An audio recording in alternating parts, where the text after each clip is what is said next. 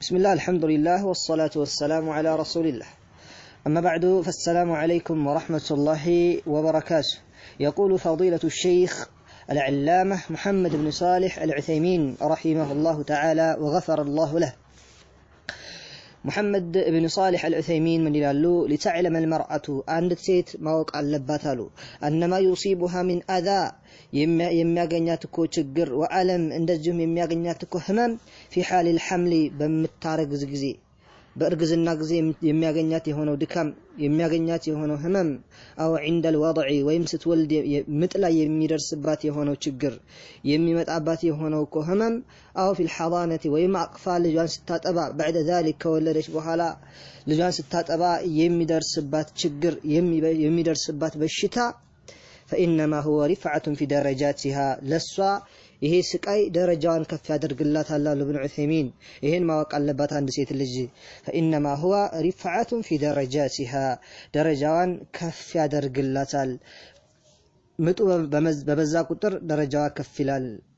እንደዚሁም ደግሞ ችግሯ በበዛ ቁጥር ደረጃዋ ከፍ ይላል። እርግዝና ላይ በተሰቃየች ቁጥር ደረጃዋ ከአላህ ዘንድ ከፍ ይላል። ስትወልድ በተሰቃየች ቁጥር ከአላህ ዘንድ ደረጃዋ ከፍ ይላል። ወልዳም ስታጠባ ሲያስቸግራት ልጁ እስከ 2 አመት ድረስ ሲያስቸግራት ከዛም በኋላም ሲያስቸግራት በዚህ ችግሯ ምክንያት አላህ ተባረከ ወተዓላ ደረጃዋን ከፍ ያደረገላት ነው። ወከፋረቱ ሊሰይአቲሃ ወንጀሎቿንም ያብስላታል አሉ ጌታችን ተባረከ ወተዓላ። ይሄ ወለወንጀሏ ማሳበሻ ይሆንላታል ይሄ ችግር إذا احتبست هذا على الله سبحانه وتعالى ይሄን ከአላህ ተባረከ ወተዓላ ዘንድ አጅሩን ከፈለገች ማለት ነው። ይሄ ማለት እሷ እየተቸገረች አረገዘች፣ እየተቸገረችም ወለደች፣ እየተቸገረችም አጠባች አሳደገች፣ ይሄን ሁሉ ያደረገችው ከአላህ አጅር አገኛለሁ ብላ ከሆነ የዚህን ሰዓት አላህ ተባረከ ወተዓላ ይሄን ስቃይዋን አይቶ ደረጃዋን በስቃይዋ መጠን ከፍ ያደርግላታል። እንደዚሁም ደግሞ ያሳለፈችው ወንጀልን ያብስላታል ማለት ነው። አላህ ተባረከ ወተዓላ ትግስቱን ከሚሰጣቸው ከሚወፍቃቸው ያደርጋቸውና ማለት ነው። ጌታችንም ተባረከ ወተዓላ እንደዋዛ አልተመለከተውም ይሄን ነገር።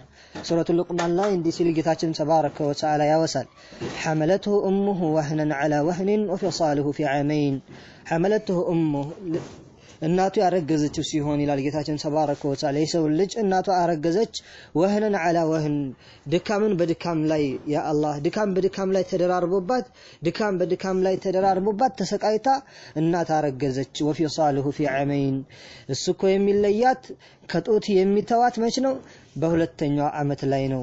ይህች ነች እንግዲህ እናት ከራሷ ከምትበላው ለልጇ አካፍላ በጡት አማካኝነት ሲከፋው አቅፋ ሲያለቅስ ደግሞ ምን ነው ብላ አጽናንታ ጸባዩ እጅግ አስቸጋሪ ሲሆን ሲታመም ያን ሁሉ ይችላል። ለሊት እንቅልፋጣ ማታም ተርባ ቀንም እንደዚሁ ተሰቃይታ እንደ ጓደኞቿ ቁጭ ብላ ምናልባት ኪታብ ለመቅራትም ለማንበብም ሰዓት ላይ ኖራት ይችላል። እቺ ነች እናት። ታዲያ እቺ እናት አላህ ተባረከ ወተዓላ ስለሷ የሚረዳ የሆነ ጌታ ነውና የሷን ስቃይ የሚያውቅ የሆነ ጌታ ነውና ለዚች እናት በስቃይዋ መጠን ልክ ደረጃዋን ከፍ አደረገላት። አላሁ አክበር። እንደዚሁም ደግሞ ወንጀሎቿንም አበሰላት።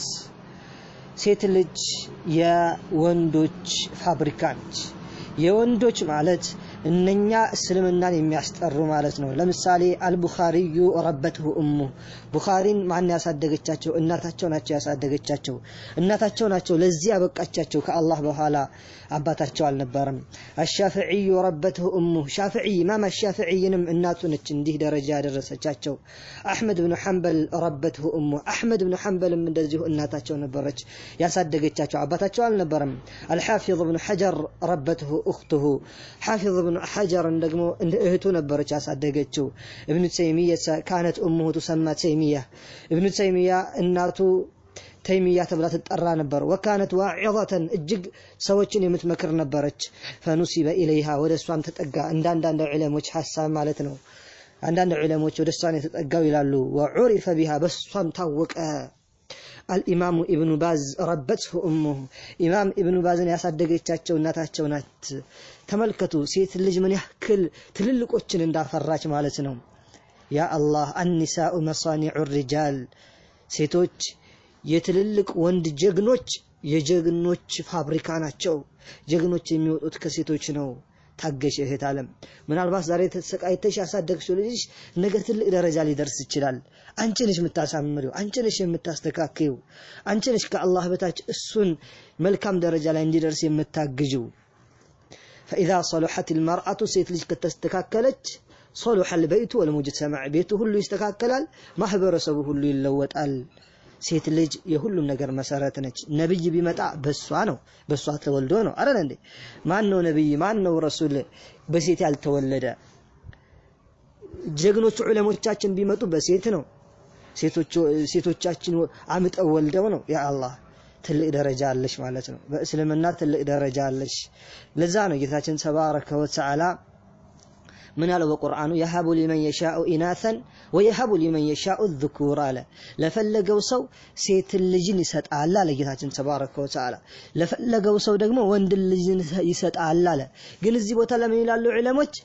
وقدم المرأة هلالو الزبوت اللي أسقدمه من أنثى سيتنا أسقدمه يهب لمن يشاء إناثا سيتن يسأل الله كوند لك يسقدمه جهاتنا تبارك وتعالى سيت اللجنه لمن لمكانتها درجة ስላላት ነው በእስልምናችን ቀዳሚ ነች እሷ የሁሉም ነገር መሰረት ነች እሷ አዛኝ ነች ከሷ በላይ በዚህ ምድር ላይ የሚያዘን የለም بعد الله ورسوله ከረሱል ከመልእክተኞችና ከጌታችን ተባረከ ወተዓላ በኋላ ለአንድ አካል የሚያዝን ብትኖር እናት ነች በምድር ላይ ላንተ የምታዝን ለብትኖር እናት ነች ያ አላህ እናቶቻችንን ክብር ልንሰጣቸው ይገባል እንደዚሁ ሚስቶቻችንን በልጆቻቸው ሲሰቃዩ ልናገዛቸው ይገባል አብሽሩ ልንላቸው ይገባል አጅሩ ልናስታውሳቸው ይገባል ያ አላህ ሴቶቻችንን ግን ንቀን አንቺ ዞር በይ የምንላቸው ከሆነ ሴቶቻችንን ንቀን ምንም እንዳልሆኑ የምናስብ ከሆነ والله ትልቅ ስህተት ላይ ነን ጀግና ይመጣ በእነሱ ነው አላህ ተባረከ ወተዓላ ይጠብቃቸው اللهم أصلح نساء المسلمين ونساء السلفيين خاصة يا رب العالمين